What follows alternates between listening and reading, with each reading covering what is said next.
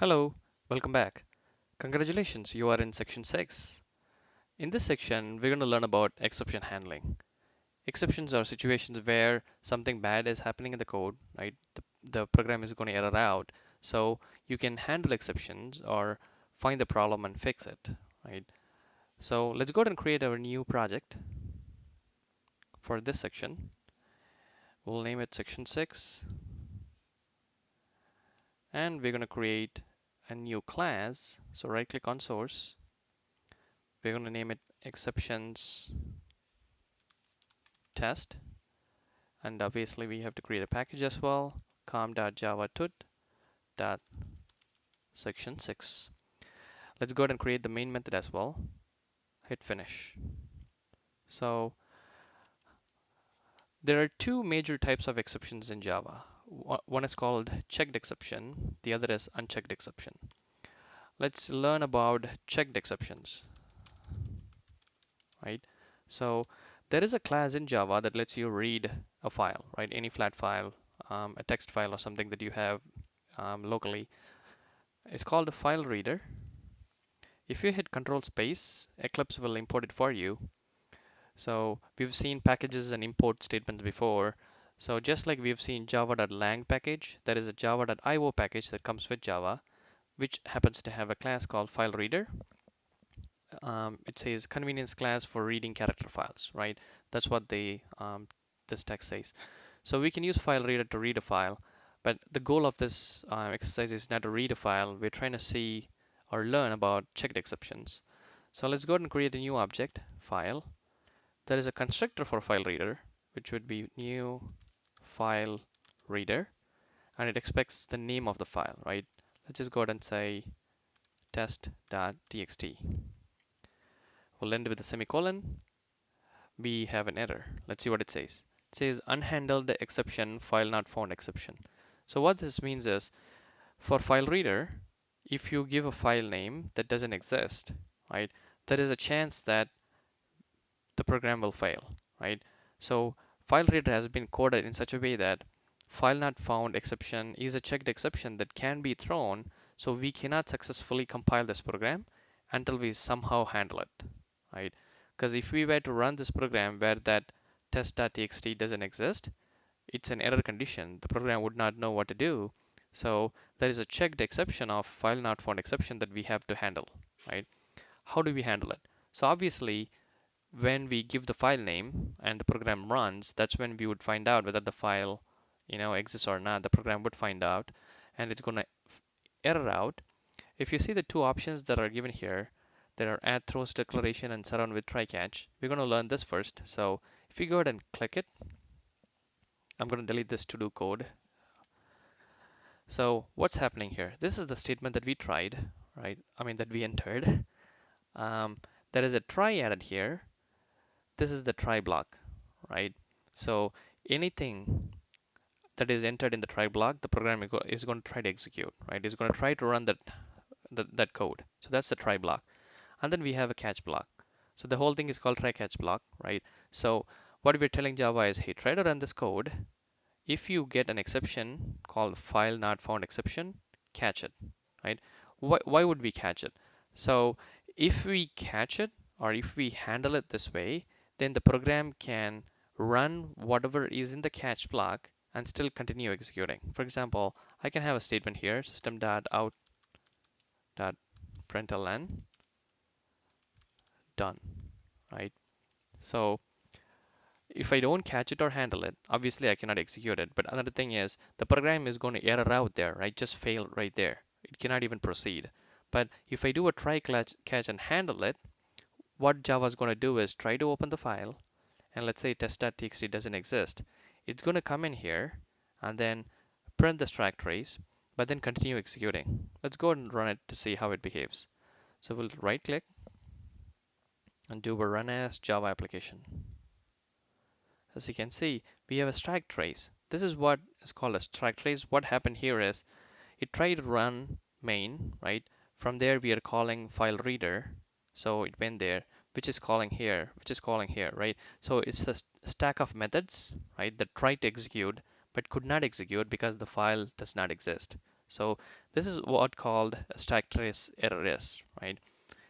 A program normally should not throw a stack trace error, right? Even if you handle it, it might be better to say something like system dot out dot println file test.txt could not be found, right? Let's go ahead and run it again. So now you have a graceful message, right, displayed. File test.txt could not be found, but then the program still continued executing, right? So that's the purpose of try catch blocks, right? Or how to handle the checked exceptions. You know the exceptions might happen, so you write code in the program to handle it, right? To basically handle the error, do whatever needs to be done, and then continue executing. That's basically a try catch block. One more thing to know is, since in Java we inherit all the classes and everything, right? File not found exception, if you open declaration, it extends IO exception, right? Now let's go and open this guy. It extends exception. Exception is the is a super class that many other classes extend. If we were to go to, let's go to a browser, go to Google, and then say Java 8 exception, right? It will take you to Oracle site where there is a Java API documented, and you have exception, which is the class here. And this shows the hierarchy of object is extended by throwable, and throwable is extended by exception. And then you have direct known subclasses, right? As you can see, there are several classes that extend exception, because exception is kind of like the superclass of all exceptions. Although there's throwable and object, exception is kind of understood as the superclass that all the exception classes inherit, right? So IO exception, for example, which we saw, extends this guy, extends exception. So if you go there, IO exception has a bunch of subclasses, which we saw file not found.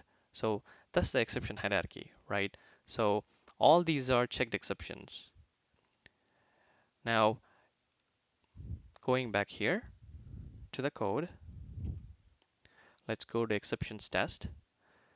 If you were to say, and then something like um, buffered, so this is another class to read the file. So let's say buffered reader, control space again, right? Reader equals new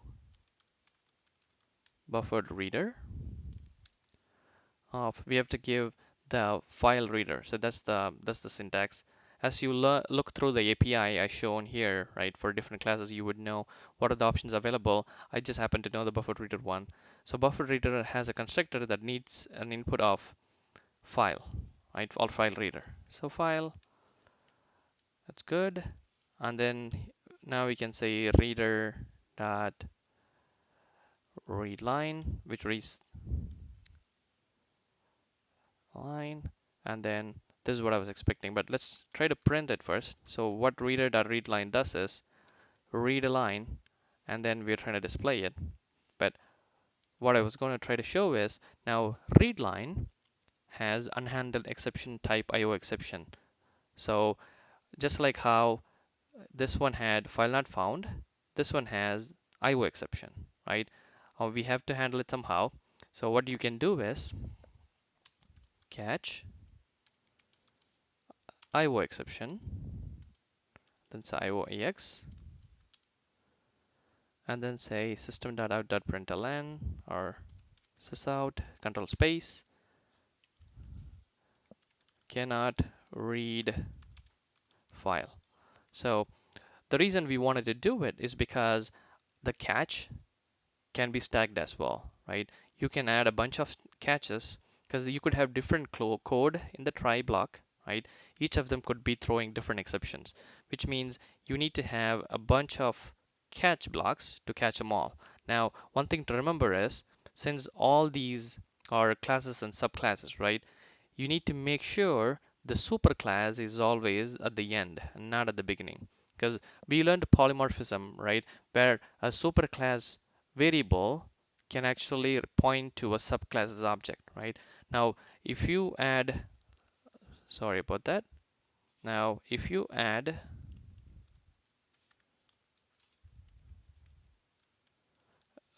let's go here and then say catch exception, right? You get error and says unreachable catch block. It is already handled by catch block for exception. And then here you also see unreachable catch block because exception is the ultimate superclass, right? So if an exception is thrown, any type of exception is thrown in this code, exception object or exception this reference can catch it. This variable can catch it, which makes this code meaningless, right? So this is key to remember. When you stack catch blocks, you need to make sure the superclass is always at the end, right? For example, IO exception was extended by file not found exception, which is why IO exception needs to be here. If you move this to the top, again, you would get an error. So that's definitely something important to remember. Your superclasses will always be at the bottom. You need to have the subclass exceptions first before you go to the superclass ones. So that's how you can add a bunch of catch blocks. So that's basically unchecked exception. I mean, checked exception. Sorry about that. We're gonna continue this in the next video, but hopefully that gave an idea of what checked exceptions are and how to do a try catch block. Um, Thanks for watching. See you in the next video.